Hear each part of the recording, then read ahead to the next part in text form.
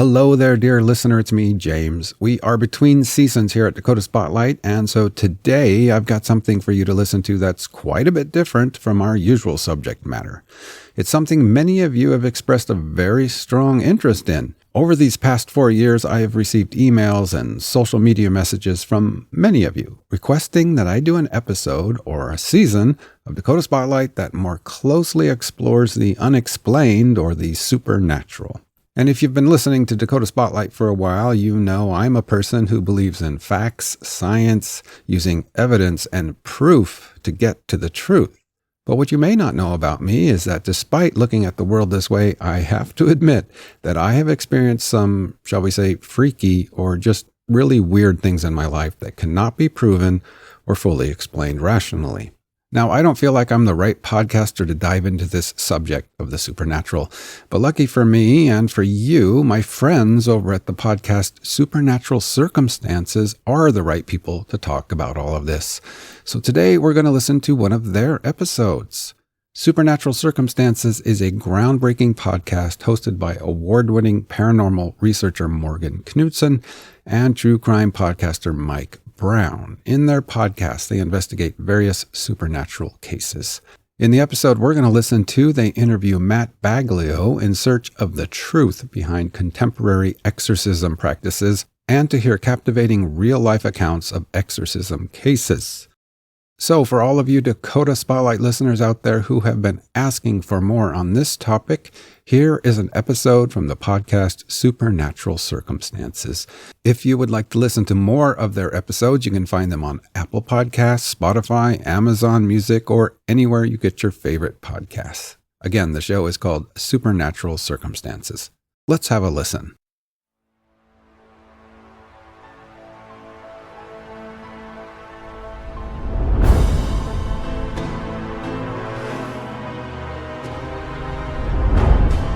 Welcome to Supernatural Circumstances, the podcast where we take you down the rabbit hole into the fantastic world of the strange, the paranormal, and the unknown.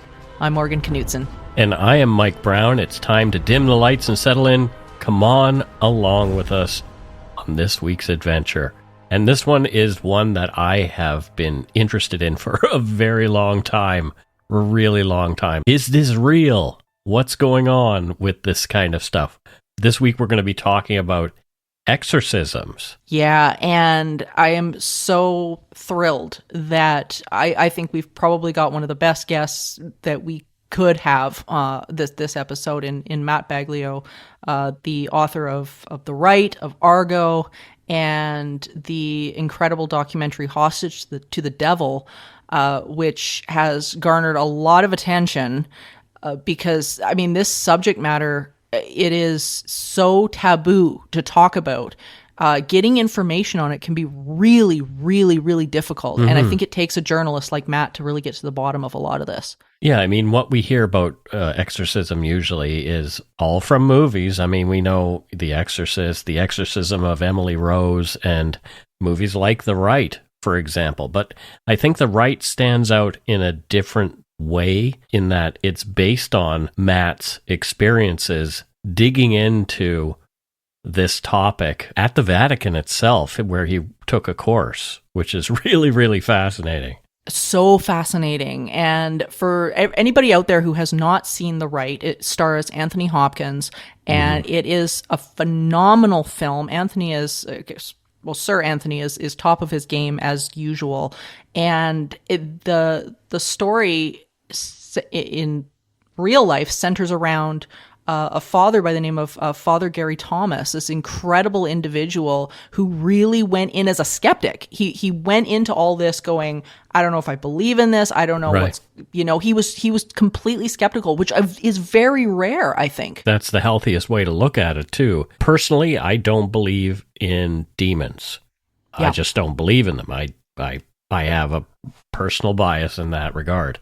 However, after learning a bit more and reading Matt's book and all of that kind of thing, I do see that there's a place in the world for things like exorcism, and that they do have value. Yeah, and that's my position too. I mean, I'm pretty spiritual person, I think, as most people know. And to me, a lot of these negative entities and things like that are truly a projection or a thought form.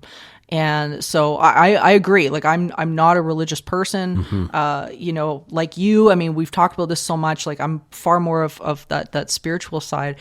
And I think there's a purging of that negative emotion that comes with exorcism that is valuable. There's something in there that's valuable no matter what culture we're talking about. Right. And that's what's interesting to me about this. Because the people perhaps who are undergoing an exorcism actually believe in the things that are happening, if that makes any sense. It just seems to work for them for some reason. So it's really fascinating.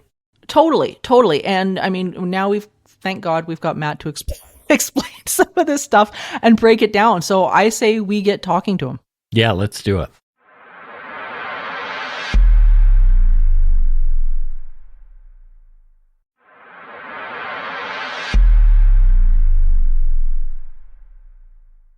Matt, first of all, thank you so much for joining us today. I've read your work and followed your work, and it's just such an honor to have you. So thank you so much for coming on tonight. Yeah, absolutely. It's a pleasure to be here. The wonderful book that you wrote, The Rite, The Making of a Modern Exorcist, is just so utterly fascinating. And for the audience listening, I just want to say, if you have not read this is hands down a must-have on your shelf for anybody who's fascinated in this subject. So growing up for you, Matt, what was your view on things like consciousness and the paranormal stuff? Did you have any spiritual beliefs or preconceptions going into any of this? Yeah, it's a great question. I mean, I was always curious as a kid growing up, and I think that's kind of the precursor to why I became a writer. I'm fascinated about different things. I want to know how things work when I hear great stories. And I'm also curious about, things that I don't know anything about. And I have a very open mind. So topics about UFOs and spirits and all these kinds of things, I love to read about them and hear about people's opinions and things like that.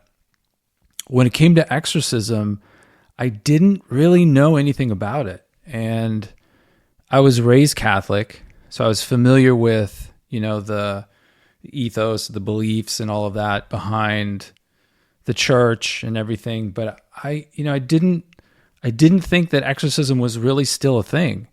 And it was when I was here in Rome that I heard about this course. It was being taught at a modern university. It purported to train exorcists. And so I just was like, I've got to go down and figure out what this is all about. Oh yeah. I mean, I would have been right there with you. It's so fascinating and it's so hidden. I remember, I do a live show called, Ritual, and I talk about various exorcism cases, and I was blown away. The one show that I did, there was actually two priests that were in the audience, and I didn't know this until they came up to me after the show and said, we actually learned something about this today. And I was really floored by that it was not something even amongst them that was highly talked about. Yeah, that is true. And it's very fascinating. It was one of the first things that I learned and I found incredibly fascinating is that a lot of priests don't know anything about it. And that was kind of one of the reasons behind why this group wanted to teach this course. They wanted to introduce priests and the modern church, if you will, to kind of what the church teaches about exorcism, because it's a very specific thing. And, exorcism is a topic that goes into every religion. It isn't just the Catholic approach. There's the evangelicals, and pretty much any denomination, any religion out there has a form of exorcism. So it was interesting to me, when you get down to it, you find out what the church really teaches about all these things, and then to hear Catholic priests say, well, I didn't know that, or I didn't believe it. I thought that was really interesting. Yeah, no, absolutely. I remember when I was researching my one show, and it was really intriguing to me how even way back to like the Assyrian tablets, you had these descriptions of illnesses or ailments that like epilepsy or things like that people had attributed to these things. But even then, it was there were forms of exorcism and whatnot that were kind of coming out so early on. But you went into this, like you were saying, like with an open mind and whatnot, and you ended up meeting Father Gary Thomas. Can you tell us a bit about that story? So when I got to the course, I had no idea what to expect. And I went there to learn about what they were teaching, but also was curious about the students. And one of the students I met was Father Gary Thomas, who is a real priest. That's his name. He's a priest in the diocese up near San Jose in California. And he was very open and honest about his experiences. He said, I'm here. My bishop told me to come here to learn to become an exorcist. I didn't know anything about it, to touch on what we were just talking about. And, he sort of started to relate his experiences. And this was early on for him. He hadn't yet met an exorcist that he could apprentice to, because the course was just, like a practical, I guess you could say it was just, behind the scenes kind of giving you the basis. He needed the practical training that he couldn't get. So he had to find an actual exorcist. And this goes to the secretive nature of it. I mean, there weren't a lot of exorcists out there who wanted to talk to outsiders, who wanted to train, Catholic priests. And even if they were Catholic priests, but because they were coming from America. So these were Italians. This happened in Rome. He didn't speak Italian, so that was another aspect of his story that was interesting. So when I met him, he's this really talkative guy, very open about his experiences, told me he was looking for an exorcist. And then I think it was 2 weeks later, he came back to me and he said, hey, Matt, I found an exorcist. I'm apprenticing to him, and you're not going to believe what I'm seeing. And he and I just went and had a coffee, and he started to tell me about everything that was going on in his life, all his emotions, his feelings, and he had all these questions that he didn't.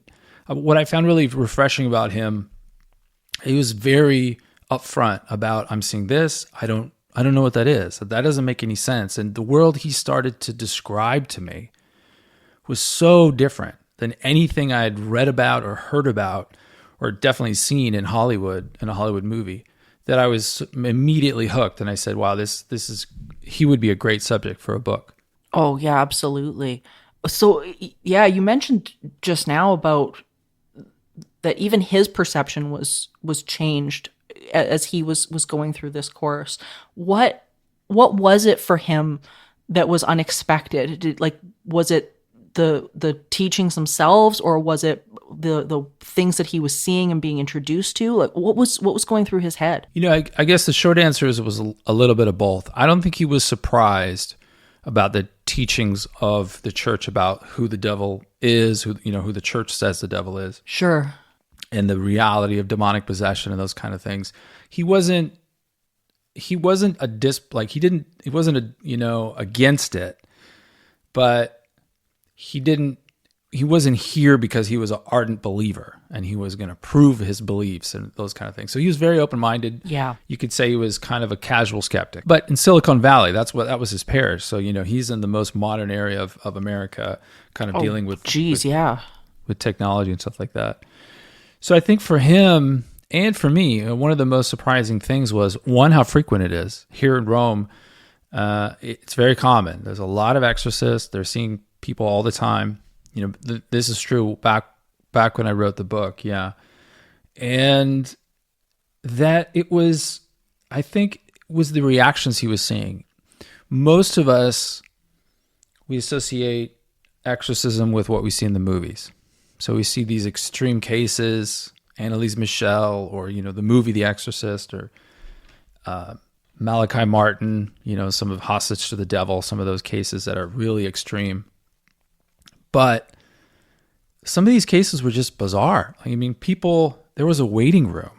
He went to see The Exorcist. When he finally got a chance to apprentice to this exorcist, he was a Capuchin. So his monastery was connected to the cemetery because the Capuchins are responsible for maintaining the cemeteries. So he's basically in a mausoleum and he's going to see his first exorcism, and there's a little waiting room, and he's looking at these people, just as what I did, because later on I went and I participated in some exorcisms so I could see what was really going on. And so you sit there and you're watching these people, and it's just fascinating. You're like, they're normal people. It looks like a businesswoman. It looks like a businessman. It looks like a person who is just coming in after they've been to the grocery store.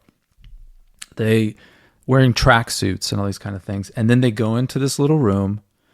The priest begins the ritual, and everything changes. Oh my gosh. Yeah, that gives me goosebumps. So when you got to do this as well, what did you see as that change? What happened? Well, I was trying, my goal when I wrote the book was I want this to be the most accurate book I can do. Yeah. I wasn't trying to compare myself to anybody else. I'm not an exorcist. Sure. I'm a journalist. I'm a writer. But I could speak Italian, and I went in there. I had the advantage of kind of talking to Father Gary. He would give me his questions. I would talk to the priest that he was apprenticing to. I would ask those questions and kind of do a go-between. I think for me, what was your question again? Well, just what changes did you see? Because you were describing just how mundane everybody looked, whether you're sitting in the waiting room and they're waiting for this to happen. And then there was this shift. Right. How they changed. Yes, for sure. I mean, yeah. And again, this goes back to how weird it was. It was different. Everybody was different. And that's kind of one of the things that Father Gary learned. Like, every reaction is different. Every person's case is different. And initially when he went there to see his first set of exorcisms, he didn't go away with this, thinking, "Oh my God, I've seen the proof that I've come searching for." He actually didn't believe that the people he had seen undergo an exorcism really were possessed. Like they were reacting. Some were yawning, some were just coughing, some were sitting absolutely still, rocking back and forth. And occasionally you'd get, the moaning and the groaning and stuff like that. So he didn't see any of these really extreme cases right away. But then eventually they began to sprinkle in because he was apprenticing for more than a couple months. And the strong cases are a person goes in, they seem normal, but they look like they're dealing with an issue. Let's put it that way. They look like they're maybe a little uncomfortable. And then they go into the room. In this case, the exorcist had a small room near his office where he would perform the ritual. And it had this faux wood paneling that kind of went up, about 5 feet off the ground.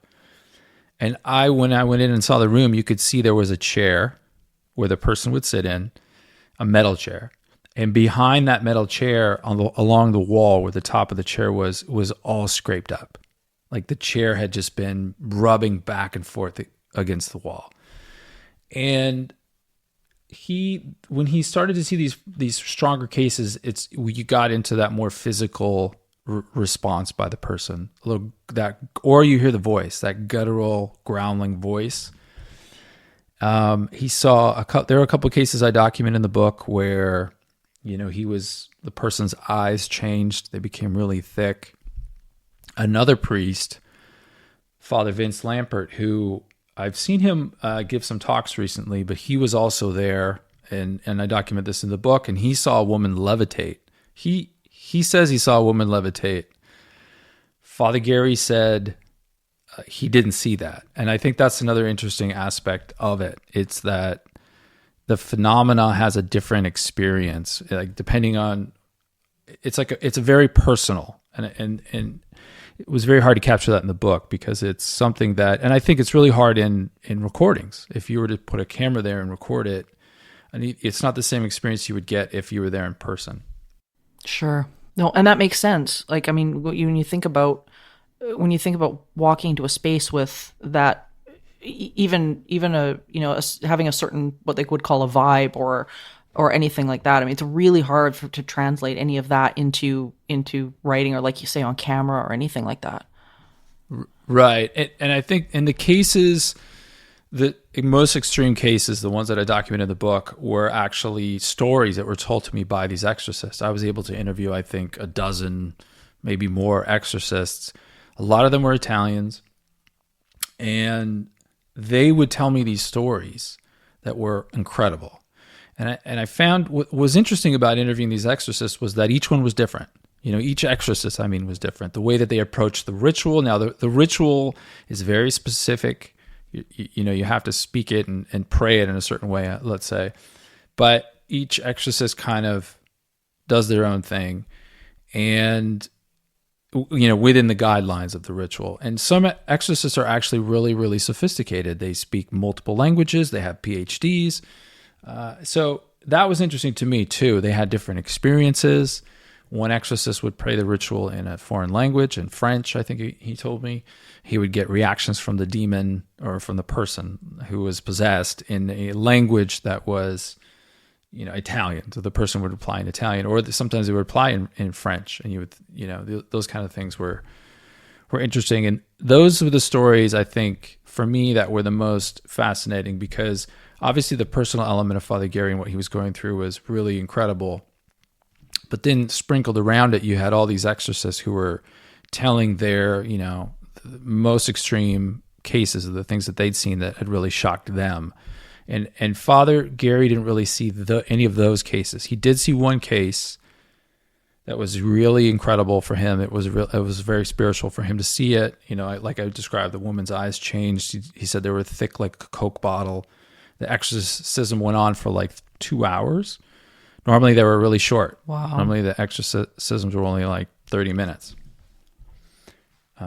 So he didn't have that full, apparitional, people vomiting up objects that were disappearing and all those kind of things. But enough exorcists did that had me thinking, wow, there's something more going on here than I think really people are understanding. Yeah, no, absolutely. Like I remember reading the first time I read Hostage to the Devil, and the cases in there were things that I had never heard about before. I've been in parapsychology for 20 plus years, and there were things that were described throughout that book and throughout yours where, yeah, it really begins to shift your understanding, I think, of reality and what everybody's experience is. I know it did for me, and it was definitely 2 books for me that were just really, really, really unforgettable. Was there a point in a specific interview or any, like, a tipping point of sorts for you when you thought, okay, like something is seriously going on here, and you were kind of leaning maybe a little bit more to the belief side, or did you stay in that sort of removed journalistic position? I tried to stay as much as I could into the removed journalistic position. I obviously was very empathetic to Father Gary and his feelings and the things he was seeing, and I tried to write the book primarily through his eyes, because I thought it was important for the reader to understand his experiences rather than my own. Like I said, I was able to sort of insert myself in certain places because I talked to the exorcist that he apprenticed to, and then I talked to everybody at the course. So the course was, being taught by psychiatrists. They brought in other exorcists, and I was able to interview them and talk to them enough to get a good sense. I think for me, there was, and I'm very open-minded, like I was talking about earlier, and I wasn't coming at this from a standpoint of I have a purpose. I just wanted to write the most accurate, portrayal I could of this topic in a non-sensational way, and let the material kind of speak for itself, because the material itself is sensational, right? You have a woman and I go through many interviews where I've talked to people and they're telling me what the experience is like when the demon is possessing them. And I had this one woman, I was sitting with an exorcist in the room where he performs the ritual, and he was telling me, okay, this next woman who comes in, she could go into the trance while we're talking. So let's, if you see it happen, just stand there and, don't do anything. I'll take care of it. And in walks this woman. She couldn't have been, 25. and she looked very sweet, very kind. She had a Puma tracksuit on. She was there with her mom, and I think it was her older brother, or it could have been a cousin, somebody like that. And they were sitting in these chairs. She was very nervous. I had a recorder going. I was recording her voice. The exorcist was behind his desk with his helper. And I'm asking her questions. And so I asked her this question. I said, well, what's it like when you feel the demon begin to affect you? And she started to go into a trance. First she started to answer the question, and then she kind of closed her eyes.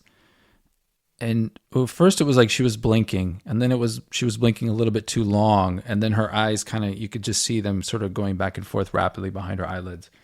And she was smiling afterwards and saying, oh no, I can't, like she had lost her breath. And the exorcist was immediately on his feet. He's like, okay. And I kind of knew already from my research that was a sign that I should maybe be ready. And then I walked out of the room. The interview was over, and I walked out of the room, and you could still hear, because I was in a church in the middle of the room. And then he begins the exorcism. You could just hear her howling and screaming. And for me, the aspect of exorcism, which is interesting, is that, and this is something that Father Gary touched on, there's a human suffering element to it, where I think most people, they see the movies and they think, okay, the demon is in this person. The person is walking around like a homicidal maniac. They're going to climb up the wall. They're going to jump at me. It's not like that. It's a much more, you're in front of somebody who's suffering. You can see their suffering.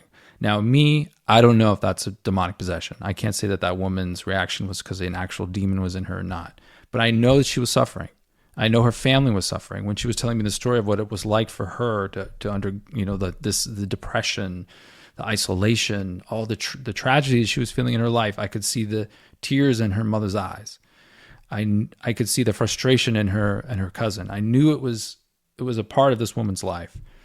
And so when you're in front of that, you want that person to get better. And I think that's kind of one of the things that I took away from this whole experience, and what I think Father Gary did as well. These people are very, going through an immense amount of suffering. You want to help them. And so the fear element kind of goes out of it. Yeah, I so get that. I know even in, not that I've seen anything even close to that, but just in various cases that I've investigated over the years, is that really is what it comes back to. Even in cases of, haunting, whether it's real or not real, for the people, it's the upset is very real. The human element is very real. And like, I've always said that, as much as people want to make it about the phenomenon, it really does come back to the people themselves. And like you touched on something too, Matt, that I thought was really, really interesting, which is the involvement of psychologists and psychiatrists and things like that in these cases. Let's talk about that a bit, because I think that's where most people's heads go with this subject, is that, this is mistreated mental illness. What did you learn about that? It's a great question. I think for me, one of the interesting aspects of the course was that they were going to have a psychiatrist actually come in and talk about the differences between mental illness as he saw them and what the signs are for demonic possession. Now, every religion has a different approach. The Catholic Church, if you want to get into the specifics of the ritual itself, like an exorcism ritual is a very specific thing. It can be divided up into two different kinds of prayers. One, it's more, one is called a lesser exorcism, where you're basically doing a blessing. You're just kind of saying, oh, let's hope that God will come down and help this person. That's not really, quote unquote, an exorcism. Technically it is, but it isn't. The exorcism that we associate with the movies and things is a major exorcism, and that is when they use the imperative, and I command you. They're using the name of Jesus. They're commanding the evil spirit. And that's a very suggestive prayer. It's not, and I looked at sociocognitive approach to mental disorders and all the kinds of ways in which a person goal-oriented behavior can be very influenced through interviews, through a prayer. I mean, if I'm a priest and I have this authority about my position and you're coming to see me because your life isn't going well and you think it's somebody told you, oh, you've been cursed or you have a evil spirit that is possessing you, and you come to see me and I start leading you down that path by doing an interview with leading questions and such, and then I'm going to say this prayer and I use the words of the ritual, which are cast you out, foul serpent, and all these kind of things. Well, it's no surprise that you may act like a serpent or you may start acting these things out. So that's why the Catholic Church requires that the exorcist works with trained mental health professionals. Now, do they do this 100% of the time? I hope they do. I can't say whether they do or not. I know Father Gary wanted to do that, and I know the exorcists that I interviewed, the more serious exorcists, they tended also to do the same thing.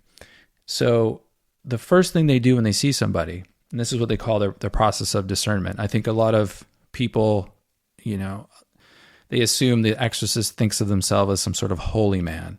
And I think one of the great things about the exorcist, his name is Father Carmine, who Father Gary apprenticed to in Rome. He wasn't like that at all. He was a man of the earth. Like he's like, I don't have any powers. I just interview people. I feel things. I pray, and I try to figure out what's going on with them. And then they work with mental health professionals. So the first thing they should do, they do an interview, and then they send the person to see a mental health professional. If the person is already seeing a mental health professional, which is sometimes the case, then they ask about, that situation. But they usually will send them to one that they know, because they want to vet, that I don't know which doctor you go and see, so I'm going to send you to the one I know. So there's all sorts of, and this is where we get into the gray area. There's all sorts of signs and things that the church says, okay, these are signs of demonic possession, like abnormal strength, talking in a language that or understanding a language that you don't know, a foreign language, and then the knowledge of hidden things. So if you can know that things are there. But those things don't necessarily come from being possessed by a demon. And so the church is very cautious. They want you to see a psychiatrist. They want you to go through that process. And I did appreciate that when I was following this course and this journey that this Catholic priest was going through, that they were talking about things like, you got to be careful because if somebody's taking medication, you could say something that gets them to stop taking their medication. So you have to work through the mental health community. And I'm always suspicious when I see videos of exorcists or holy people who claim to be speaking for God, who are your problem. Immediately they just go right to it. Your problem is because of you're possessed by a demon. That usually is the last resort. And then talking to these exorcists, that's what they'll tell you. 95% maybe of the people who come to see them are not possessed by a demon. They have no problems with the demonic. A lot of them are influenced by pop culture, and other reasons. But it's those people who come who say, I don't think my problem is demonic, or I don't know why I'm here. I've been to, and then they start listing all the specialists they've been to. I've been to this guy, I've been to that person, I've been to that doctor, I've been to her, I've been to everywhere I can go, every clinic I can go to, and I have all these issues. I don't know what's wrong with me. And that's when they start to suspect, okay, well, this could be a more legitimate style case. Usually the ones they weed out immediately are the people who come to them and say, okay, I have a demonic spirit attached to me and I need to get rid of it. And right away they know, like, okay, this person doesn't need help, or doesn't need my help. He needs to go somewhere else. Yeah, that makes sense. I remember reading a number of years back, there's a book called Glimpses of the Devil, and it was by Morgan Scott Peck, and I always thought it was so interesting to read because he was I think it was psychiatrist that was the the mental health professional for Malachi Martin back in the day. And his book was really, really intriguing because he was, again, one of those people that I think was really expecting more clear cut. Okay, this is mental illness, hands down, no question. And then when he started to interview these people, he realized there was something else that wasn't right, like something that he couldn't explain. And I always found that really, really fascinating. And it was just a book that kind of stuck out to me. But I know after, when I was reading about Father Gary Thomas, what I thought was really interesting was just how profoundly he was shifted in the way that he viewed the spiritual world and whatnot. And having started as a rational skeptic to this practicing exorcist, and I can't imagine exploring this subject matter, especially in the way that you guys did. What did he convey to you about how he processed all of that? Like, if I'm just imagining, somebody who, didn't have too much of an opinion one way or the other, and then he is being interjected into this course, and said, now you're going to do this. Did he talk about that at all, as to how he was processing this idea of possession, of the supernatural, the things that he was seeing? Absolutely. I mean, he was an open book, 100%, and that was what was so refreshing from a journal, from a writer's perspective. He was willing to share with me everything, the ways he was feeling affected in a negative way, the temptations and the types of attacks that he thought he was getting. Yeah. But like I described, so he initially went to this course, was learning the book side of it, what the church says, who the devil is, and how the traditional teachings, let's say, of the Catholic Church on who the devil is, what kind of powers the devil has, demons, who are they, how they interact with people, which was really fascinating, and I didn't know anything about it. And then when he got into the practical side, he was learning about, the pain and the suffering. And he was, as a man himself, who'd gone through a lot of suffering. He had a near-death experience where he had an enlarged heart that caused him to basically have a stroke or pass out and fall off a cliff. And he nearly died. He went through the process of healing, and prayer from the community of his parish helped him out. He's a very personable guy, very social, so he's involved with the community. And I think for him, it was that human side, which was the most important aspect of exorcism. He saw, okay, these people are suffering. They need help. I'm going to try to help them. And I'm going to also be a resource. So even if I'm, let me just say, and the other thing that a lot of misconceptions people have, one of the misconceptions people have, is that the priest is out in the street convincing people that their problem is demonic, right? Mm. It's usually that they're being approached by people. So people are coming to the community, coming to the church, coming to them saying, I have a demonic problem. And it's the job of the exorcist to calm them down. And he was seeing that aspect of his training being helpful as well. I can be a resource. I can help calm people down. I can help alleviate suffering, even if it isn't me praying the ritual. Now, then when he saw a real strong case, which is one of the things, there was a couple he saw in the book. One was a nun from Eastern Europe who would react very violently. She would smack her head into the back of the wall and scream, and you would hear the guttural voice. But then there was this other woman who he saw, who came, like the exorcist, Father Carmine, had scheduled her on the weekend. So it was just her. He wasn't going to see a bunch of people. That was the strongest. That was the Coke bottle eyes, where he really felt like this evil spirit had touched him. And it kind of, I don't want to say shook him up a little bit, but I think it gave him pause, and it made him think about this and really assess, am I a spiritual, because an exorcist has to have this spiritual armor around them. They have to believe their faith. They have to practice their faith.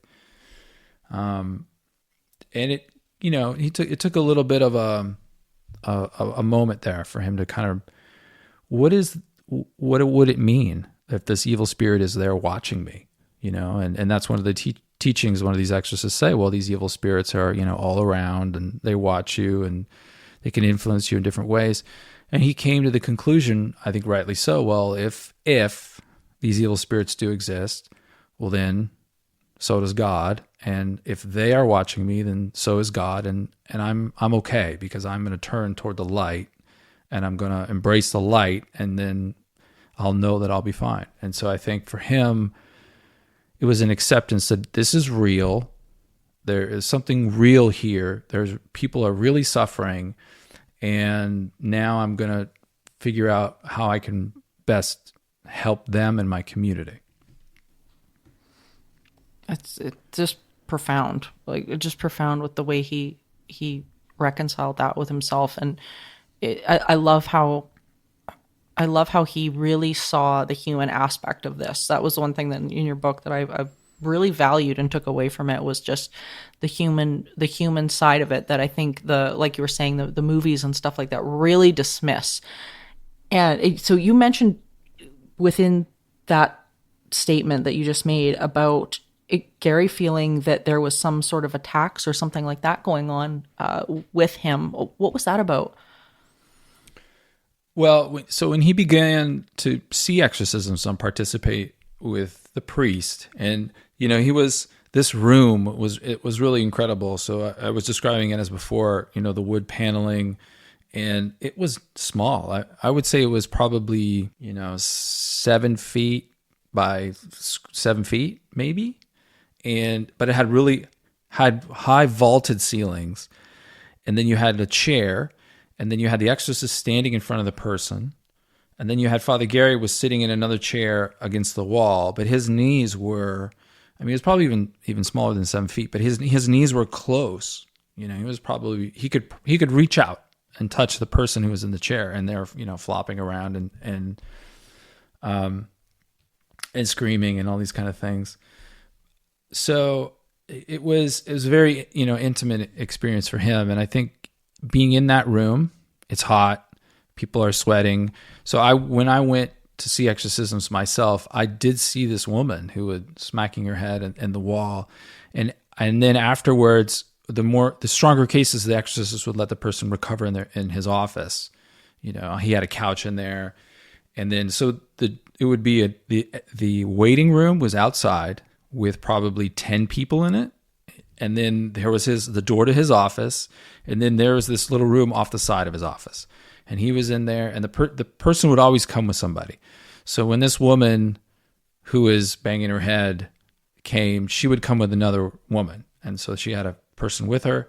And afterwards, she looked drenched. It looked like she had run a marathon, just exhausted. So I think for Father Gary's being in this environment activated certain aspects of his psyche in a way that he probably had never had happen to him before. He attributed some of that to these attacks, to demonic attacks, to the fact that he was being tempted to do certain things, not to do certain bad things, but just, negative things, or not being such a holy person as far as, drinking too much, or whether it was temptations as far as, sexual temptations or temptations of power. That's the other thing. These exorcists are these people really, oh, thank you. What would I do without you? Kissing their hands, and you're sort of like a holy man, and you feel the sensation of self-importance. And all those are triggers to what these exorcists describe as, these doorways in which they can be influenced by these negative beings. And so he wasn't physically attacked. He didn't get thrown across the room or anything like that. I know other exorcists have said that they've been physically attacked. But the dichotomy is that, the way the Catholic Church looks at it, is that God is in control, because the devil is a creative being. So if you're being attacked, then God is allowing you to be attacked. It's a little odd to think of it in that sense. But it really, I think, negates the idea of some of the more Hollywood tropes that you see out there, like the homicidal maniac murdering people as they're possessed by a demon.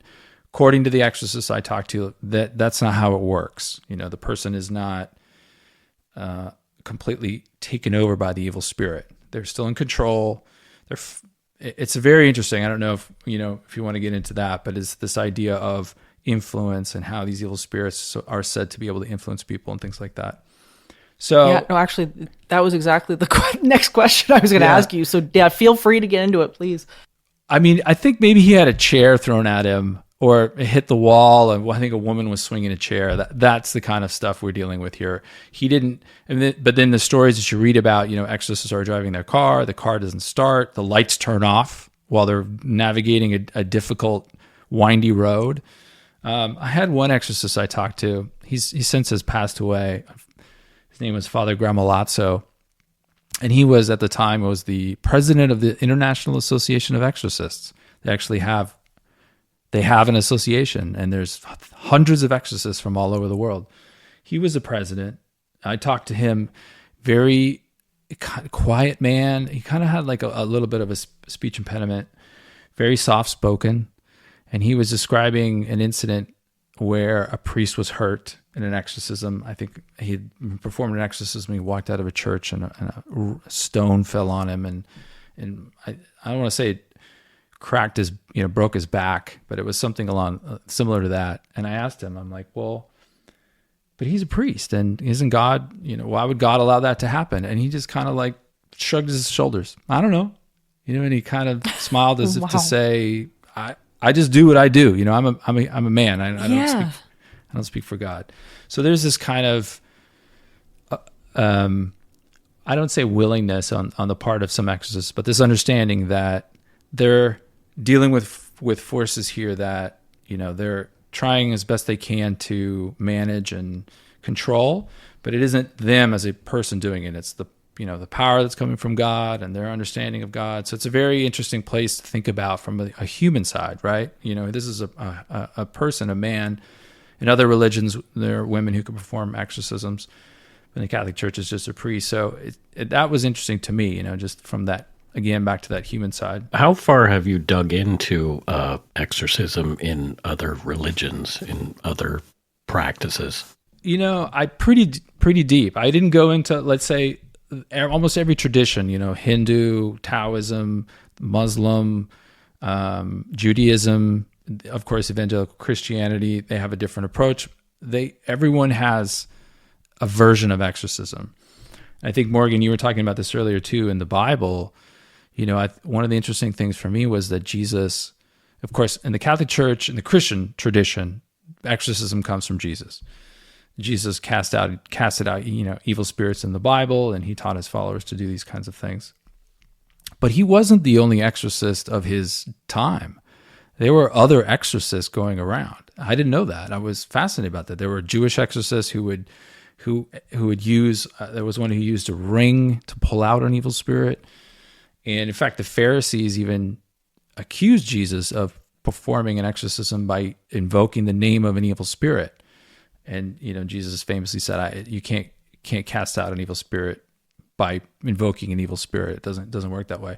Because he was so simple about how he went about doing it. Jesus just used his name, and he just commanded the evil spirit to be cast out. But what I found really fascinating not only is that Jesus wasn't the only exorcist during that period in history, which makes a lot of sense. Is that if you look at anthropologists and what they're studying in native traditions in South America and in Africa, there's a whole host of literature that's really, really interesting about demonic possession, spirit possession, I guess you could say, and about how certain cultures use it in different ways. And in some cases, it's almost like folk therapy. They don't have access to psychotherapy or a psychiatrist or psychologist, so they use evil spirits. There's a tribe in Africa where the women use demonic possession to be empowered, and they ask for gifts. They force their husbands to treat them nice, in other words. Yep. But there, you can see that there's a human aspect there, and I saw it a little bit, and this is where we have to be cautious, because I did see cases where, it was like, okay, it could be here that there's the woman who's trying to impress her husband, who's very devout, that she's also devout, and so it crosses cultures, and so I read a lot about that, and I found that aspect of exorcism to be really interesting. The native cultures and how it doesn't just happen in the Vatican; it happens all over the world. Well, that's kind of what ayahuasca treatment is about, anyway, isn't it? Yeah, that's true. And just to touch on that idea of these the women and the gifts and things like that, it's actually, for the audience, it's called or was known as the Tsar possession strategy, and they were they learned that it cost the husbands money to go and have them exorcised if they weren't doing what their husbands told them to do. So there was a whole line of or a whole time period where they would set their husbands up and allow them to basically pay for this, which of course cost the husband money, and it taught the husbands after a while to stop doing that because they were apparently losing quite a bit of money. Yeah, no, and you could see it. I mean, if you're in a society where one half of the population is repressed and they have no avenue for expressing their emotions in any way, but it's a religious society and they think in terms of animism and spirits everywhere, well, they may turn to that kind of thinking in order to feel better. But then on the flip side, there is actually, and this was interesting too, through the scientific community, there actually can be some benefits to some of these ritualistic ceremonies that help them heal. There's a difference between healing and curing, and healing, is the mental well-being of an individual. Curing is more a biological disease that needs to be cured. And they found that in some of these native societies, they can actually be helped. And some of that works even in modern day thinking when you think of stuff like obsessive compulsive disorder, and they're looking at therapies that are saying, you're not the cause of the problem. The cause of your problem is the compulsion, is the disease. And so you're going to put that problem onto something else, like a spirit, and then cast it out. And if you have feelings of guilt or shame, and you're in one of these more primitive societies, for lack of a better word, that is a way where you can feel healed.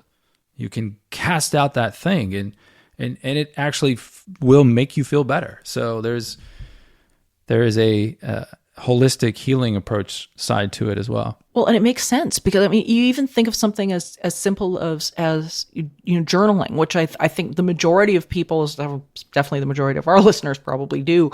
And just the idea of being able to expel what it is onto a piece of paper, and then you hear about people having different rituals with that, whether it be, putting them in the sink and lighting it on fire, or, just ridding themselves of that. And I know in New York, they have a great thing. It's around New Year's where you can go and cast out the negativity of that year. And it usually takes place in Times Square, and you can go and basically put it out there. Everybody lines up and you put it out there as to what you want to leave behind. And sometimes they'll have a punching bag. Sometimes they'll have whatever it is. But the idea is that you go up there and then you let it go. And I think they've got a fire bowl or something like that as well, where you write it out and you get rid of it, and you kind of announce the fact that you're getting rid of it, and you denounce whatever that negative energy is for you, and get out of it. And I think, Matt, you're totally right, where there's this aspect to this, I think that we don't think of as exorcism, but yet it is still the idea of being able to project it onto something else and just getting it out of your own system, getting it out of your own consciousness, and to get rid of it. Yeah, absolutely. And going back to the Catholic approach to exorcism, and what's interesting about that and connected to what you were just saying is it really is dependent on the individual. So now we're back in the world of the Catholic Church. We have the Catholic priest who's been nominated by his bishop, so he has that chain of command to say you are approved to perform an exorcism. He has the ritual in his hand, the ritual which was written down in 1614 and really not changed much since then. And he's been to confession, and he's got his prayer group with him, and he's in this massive church, and this person's been vetted, and the doctors can't fix them, and they're still having these weird issues in their house, poltergeist-like activity, and they've been having issues with depression, and they just don't know what's going on, and nothing's working in their life, and so they are in front of the exorcist, and the exorcist begins to pray the ritual. Well, it's still up to that person to ultimately heal themselves. And I think that's the interesting thing about the approach that the Catholic Church had that I didn't know. It's not a magic ceremony. The priest isn't there as a magician to cast out this evil spirit. And like, now you better, get your act together. I don't want to see you again. Like, I did all the work for you, right? Yeah. It doesn't work that way. The person has to be the one. And so this gets into a whole interesting aspect of how do people become possessed? How do they open themselves up? And then how does an exorcism, what is actually going on when the priest is praying the ritual? And there are some aspects too to the nature of the priest. Is he believing in what he's doing? Does he feel this positive sensation, this energy, this connection? Is he as a holy man, and not in the sense of, like a comic book, but is he trying to live his life in accordance with his faith? One of the interesting things is that you don't have to convert to be a Christian in order to be liberated. These Catholic exorcists are praying over people in Rome who are of all denominations. And I had one Catholic exorcist, is actually Father Amorth.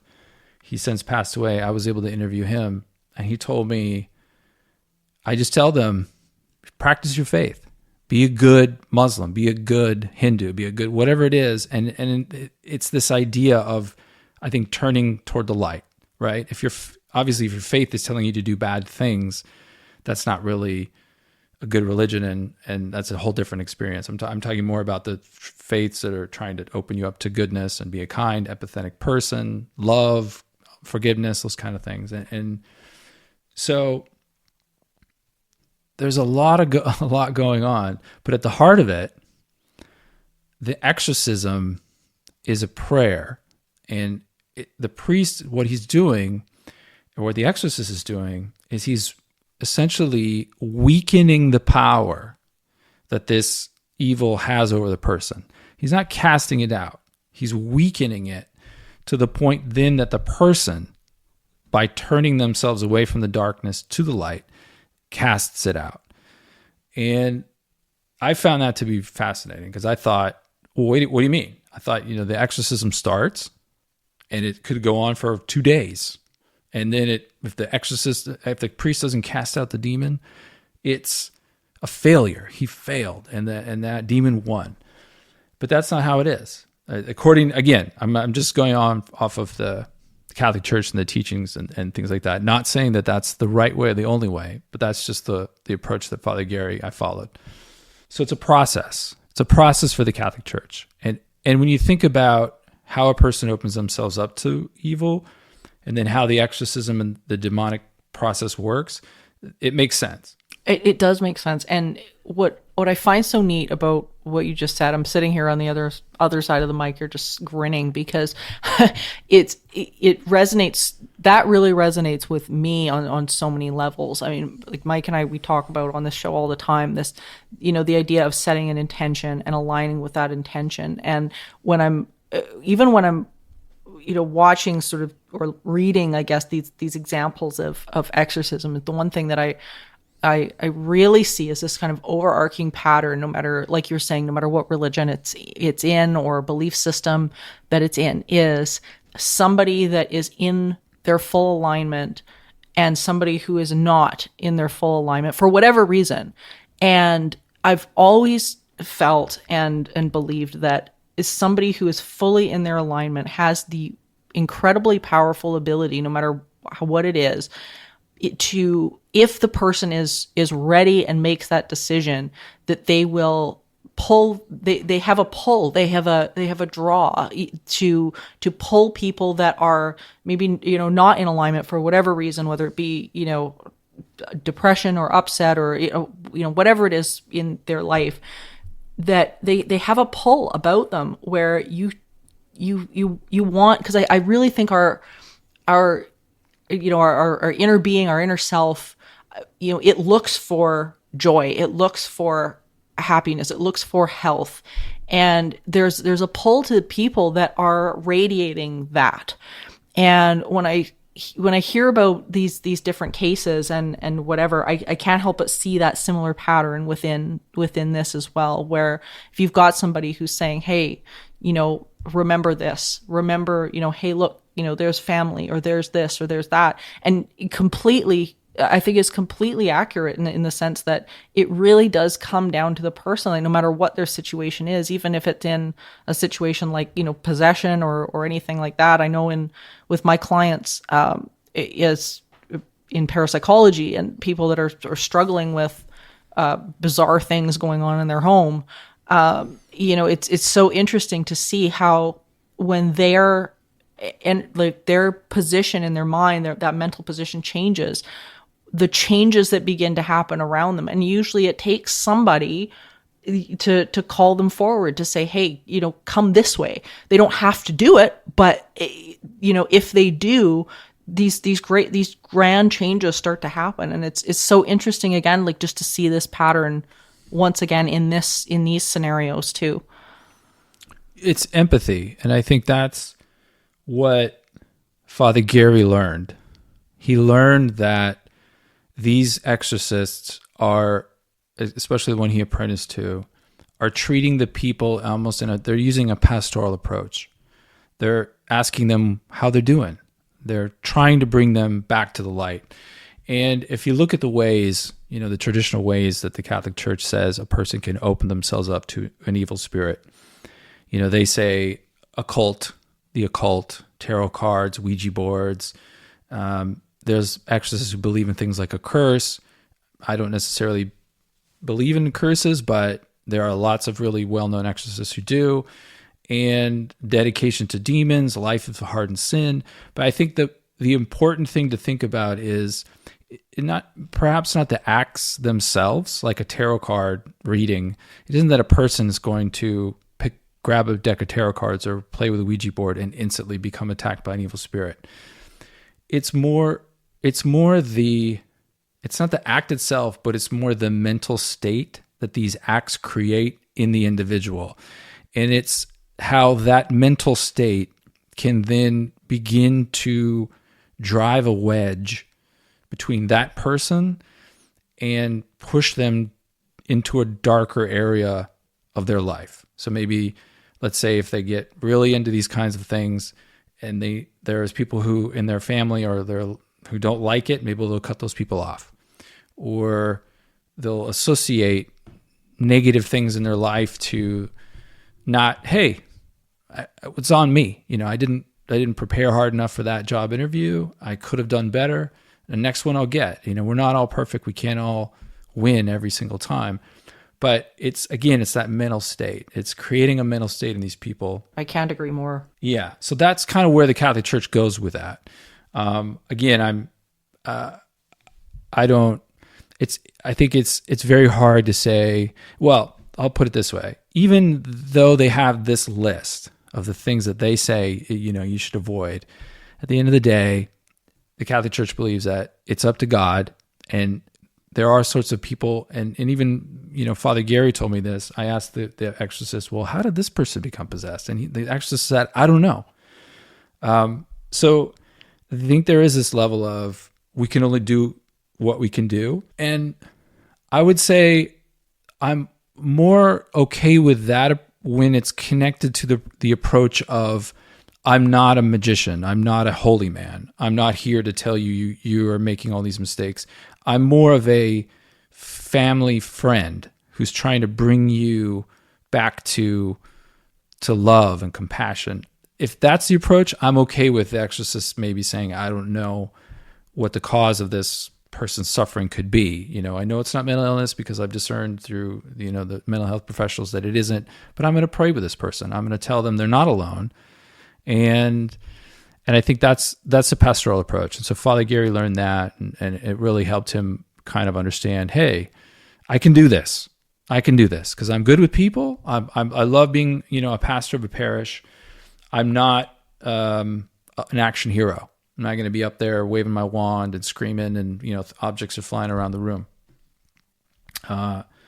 So, and again, I think it works with, back to the earlier point I was making about, okay, well, what is a demonic possession?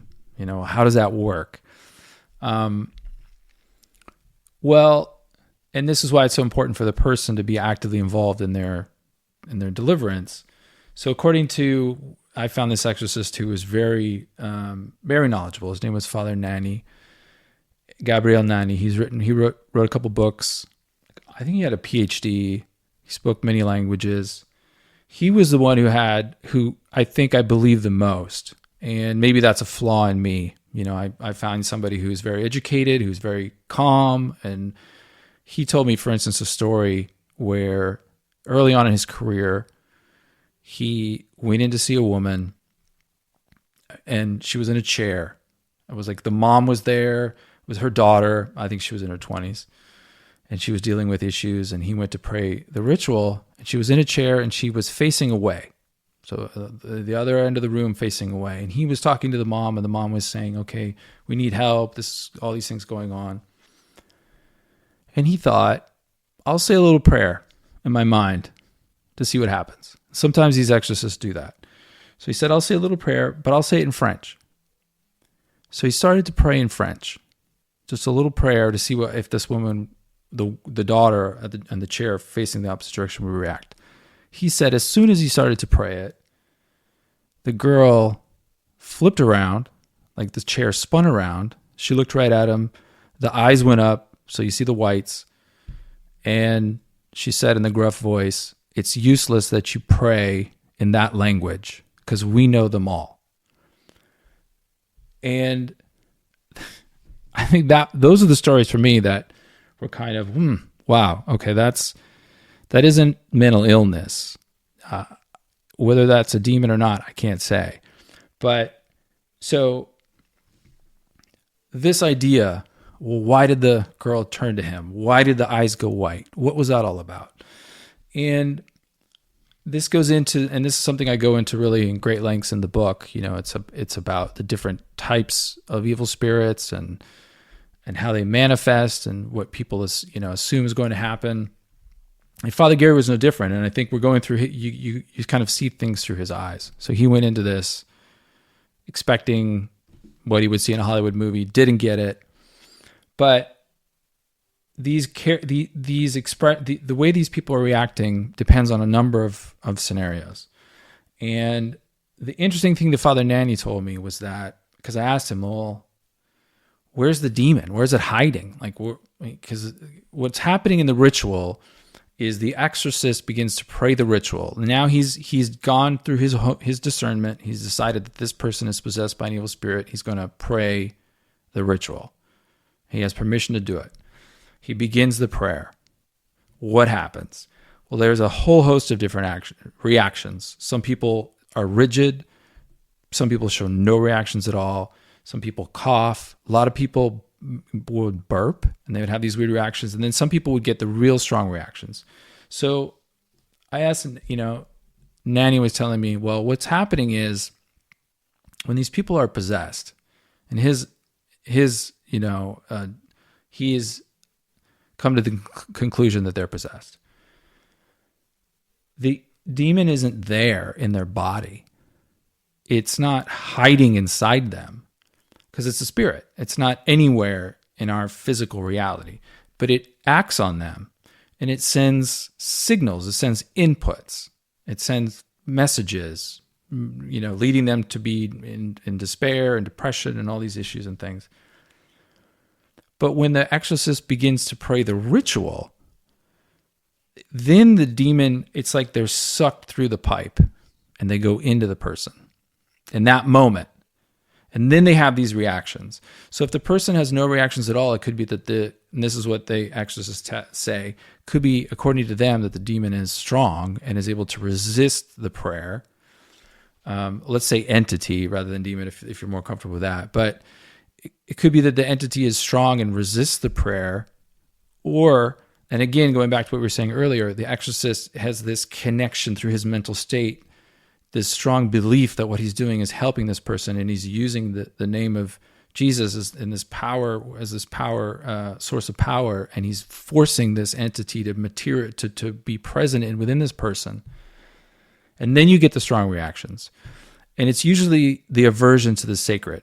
So that's why the eyes go up, because the evil spirit can't look at the sacred objects in the room, the crucifix, the stole, the various things that are in the room, because they're always performed. And and then the exorcist is praying the ritual. It's very hard on the person. They get, they feel pain, like a mental pain, let's put it that way. It's trying, it's an ordeal, especially if they're struggling. Sometimes they're trying to break free. They're being held by their family members, or they're banging their head like this one woman was. And then the demon will, or the entity will detach itself because it becomes exhausted. It goes away. The person goes into a trance. The exorcist does a little thing to bring the person out of a trance. And then the person will be exhausted, but they'll be a little bit better for a longer period of time, if that makes sense. And then over time, so let's say the exorcist, a very strong case, would see a person, Father Carmine would see a person maybe once a week. Well, over time, you see them once a month. And then over time, you see them once every 3 months, and et cetera. And then they gradually are becoming more integrated in their community. They're returning to the more positive mental state to then, when finally the demon is cast out, in that moment of liberation, if you will, and then it's gone.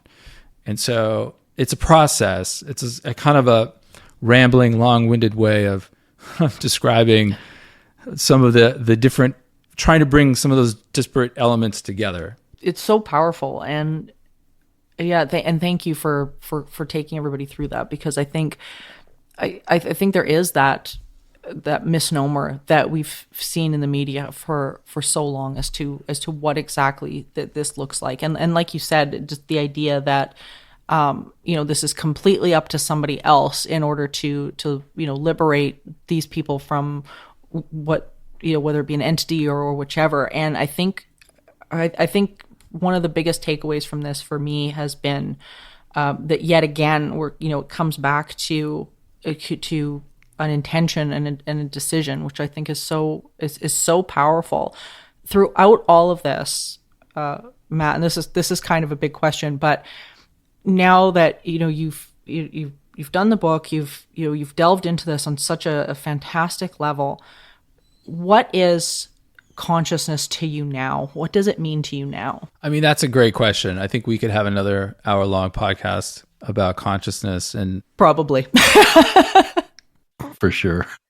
Probably talk to experts on consciousness and know a lot more than I do. I mean, it's fascinating. And going back to what I said earlier, I'm very curious. I have an open mind. And for me, it's just a much more interesting world to live in, where there are things out there that we don't know and we can't explain, than to say we have all the answers. So for me, this experience opened me up to the possibility that there's an aspect, another layer or level to our existence that we may not have all the answers to. And hopefully one of the purposes of the book for me, because I did look at other approaches to exorcism, and I saw how people were demonized, how they were stigmatized, how they were hurt in exorcisms. You're a sinner, you're evil, and how wrong that is, and how frustrated it made me feel that there were people out there who were looking for help and were turned away from compassion. So for me, if there was any aspect, was I can't say whether or not the spiritual world is real. I want to believe that there's more to life than the material world. It just feels like a better existence. But regardless of that, these people need to be treated with compassion, and they don't need to be seen by other individuals, preyed upon, let's put it that way, by people who want to, demonize them, say, yes, your problem is evil spirits, or you're a sinner, or you're not doing this, or you're not doing that, all this judging, as opposed to a more holistic healing approach of, trying to pray with people and help them find a better path and kind of return toward the light. And I found that to be, the same result of Father Gary and kind of where he ended up. And I appreciated that as well. Well, Mike, as we've talked about this so much, is that it really is so much that it comes back to the people and just how we treat each other, and especially like the way the world is now, and the not shoving people into labels because of what we believe is going on with them, or casting that judgment on how they're processing something, whatever the reason is. And yeah, it's just, I think that's the nail on the head right there. Matt, thank you so much for this. We so appreciate you and coming here and just laying this out for people so that we can get a better understanding of all of this. I know I've learned a ton, as I always do with this show, and just thank you so much for doing this. Yeah, no, it was great. I really appreciate talking to you guys.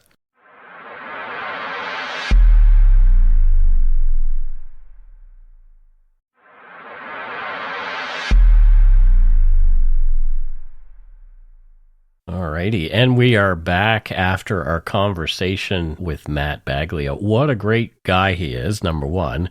And it's interesting, he's still living in Italy.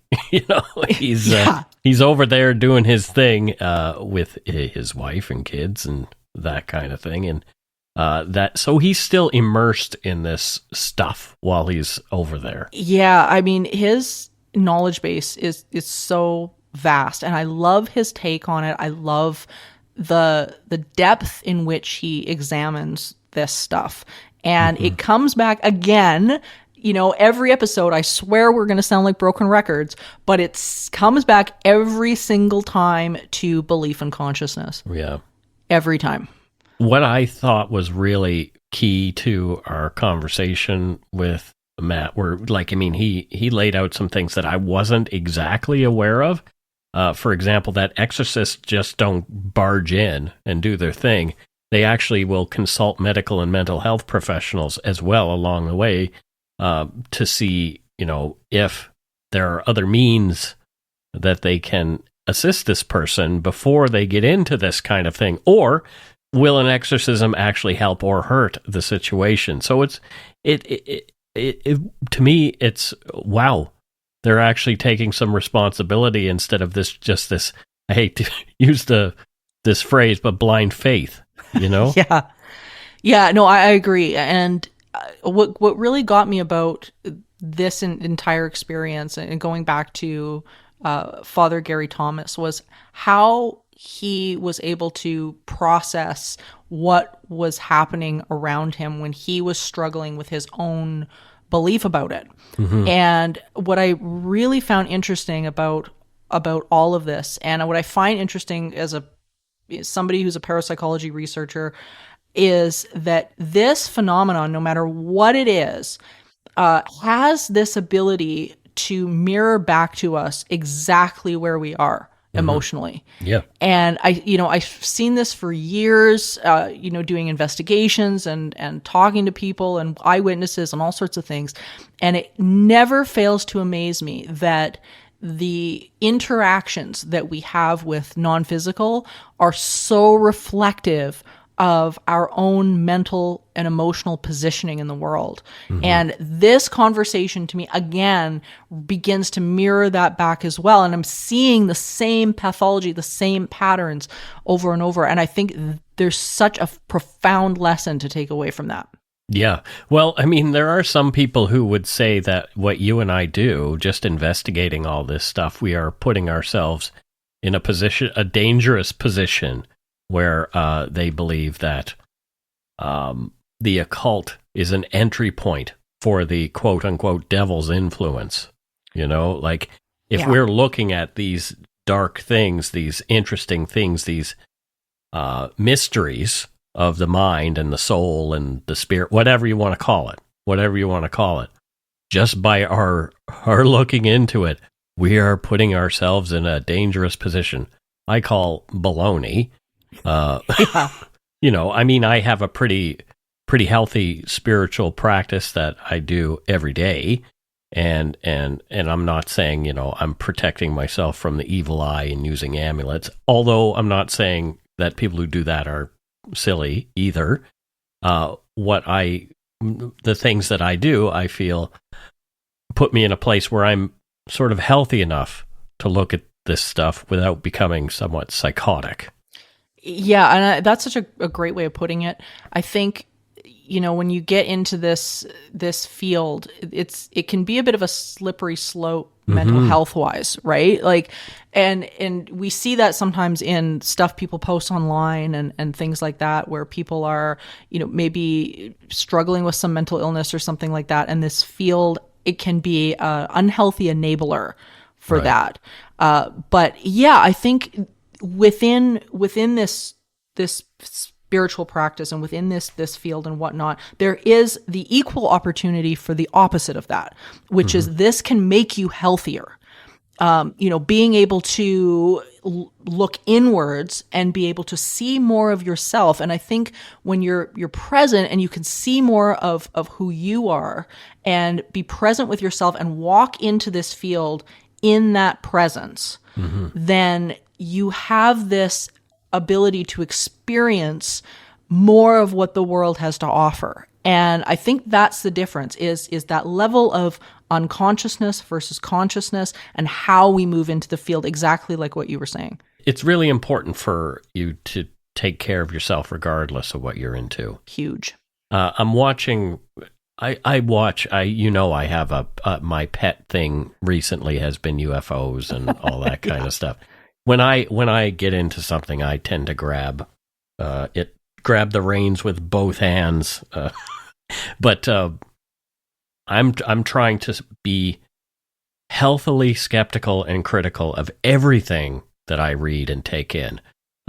Whereas I'm a member of a few different subreddits where people will post things and it's just like, this is real, and they're so convinced.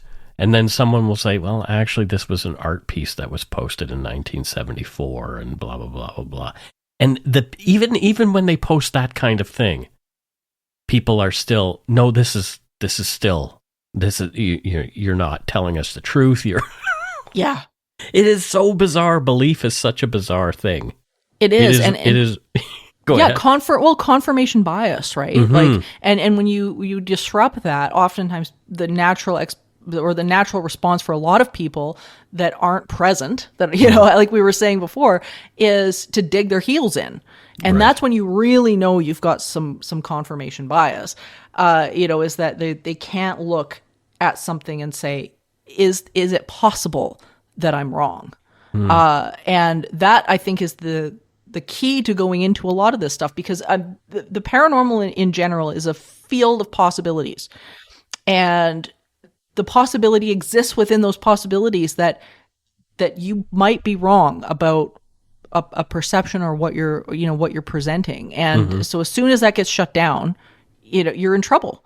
sometimes your identity is tied to this belief so strongly that if somebody says something otherwise, it's like a huge threat to you, to who you are.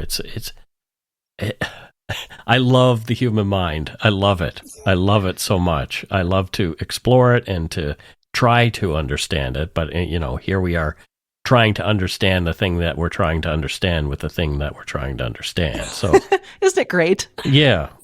It just doesn't make any sense. But whatever. We'll continue to do it because that's the only tool we really have to work with. That's how you deal with the elephant in the room, one bite at a time.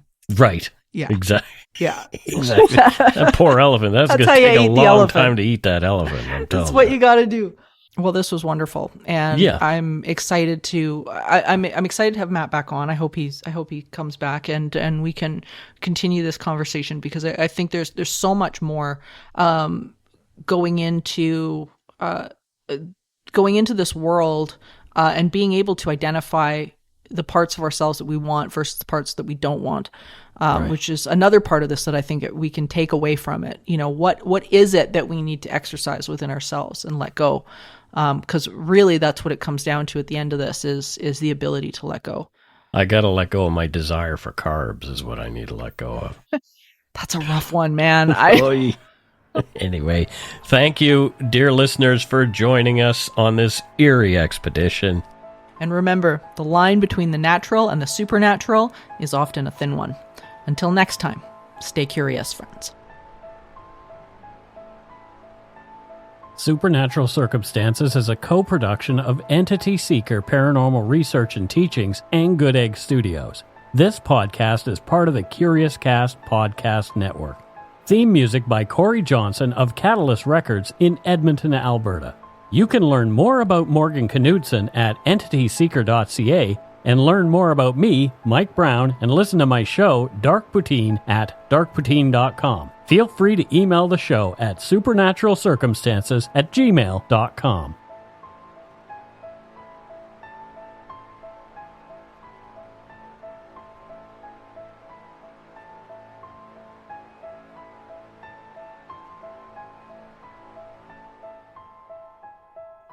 I hope you enjoyed this guest episode from Morgan and Mike over at Supernatural Circumstances.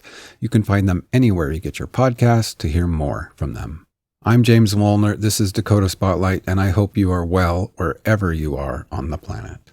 That's all for now, and I will see you next time.